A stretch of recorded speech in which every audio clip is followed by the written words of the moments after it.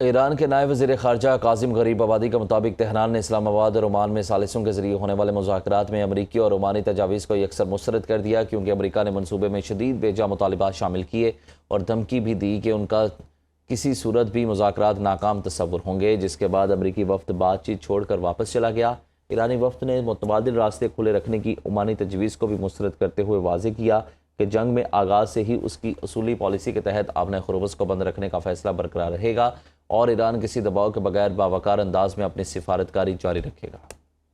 ایران کی اعلیٰ مشترکہ فوجی کمان نے ایک سخت تادیبی بیان جاری کرتے ہوئے خبردار کیا کہ امریکہ کی جانب سے کسی بھی غیر قانونی بحری ناکہ بندی کی کوشش کو علاقائی تنازع اور جنگ کو مزید بڑھانے کے مترادف سمجھا جائے گا، جبکہ ایرانی فوج امریکی خطرات کا بھرپور اور دندان شکن جواب دینے کے لیے مکمل تیار ہے۔ دوسری جانب ایرانی وزارت صحت کے وزیر ڈاکٹر محمد رضا ظفر نے حملوں کے تباہ کن اثرات کا انکشاف کرتے ہوئے بتایا کہ گزشتہ 10 سے 12 روز کے دوران ہونے والی حالیہ امریکی بمباری کے نتیجے میں ایران میں اب تک 60 افراد شہید جبکہ 670 شدید زخمی ہو چکے۔ ایرانی عسکری حکام کا کہنا ہے کہ ملک کی خود مختاری پر کوئی سمجھوتہ نہیں کیا جائے گا اور اگر امریکہ نے اپنی جوہریت بند نہ کی تو خطے میں موجود امریکی فوجی تنصیبات کو اس کا سنگین خمیازہ بھگتنا پڑے گا۔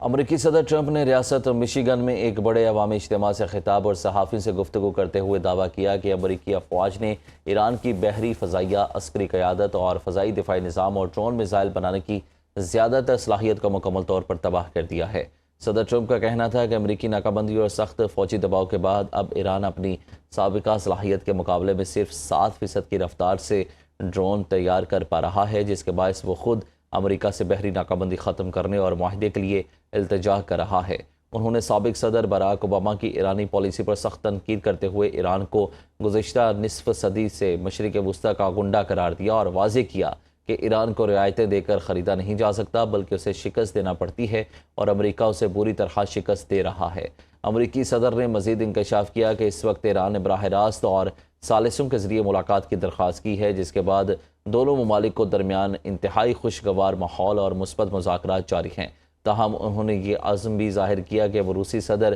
ولادیمیر پوٹن سے باز پرس ضرور کریں گے کہ آیا روسی سیٹلائٹ مشرق وسطی میں امریکی اور اتحادی املاک پر حملوں کے لیے ایران کی رہنمائی کر رہے ہیں یا نہیں۔ امریکی سینٹرل کمانڈ نے دعویٰ کیا ہے کہ امریکی فوج نے آبنائے خرمون سے گزرنے والے 17 تجارتی جہازوں کا رخ موڑ دیا ہے، جبکہ 2 جہازوں کو غیر فعال اور دیگر پر سوار ہو کر کارروائی تک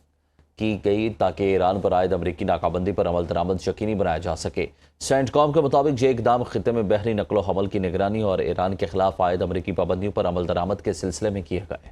ایرانی پارلیمنٹ کی قومی سلامتی اور خارجہ پالیسی کمیشن کے سربراہ ابراہیم عزیزی نے کہا کہ ایران کے خلاف کسی بھی حملے کی ہمیشہ قیمت چکانا پڑتی ہے۔ امریکہ اور اسرائیل اس بات سے بخوبی واقف ہیں۔ یوکرین کو بھی جلد احساس ہو جائے گا۔ ایکس پر جاری بیان میں ابراہیم عزیزی کا کہنا تھا کہ غلط اندازے لگانے والوں کی فہرست میں مسلسل اضافہ ہو رہا ہے۔ یوکرین بھی جلد سمجھ جائے گا کہ ایران کسی کارروائی کو بغیر جواب کے نہیں چھوڑتا۔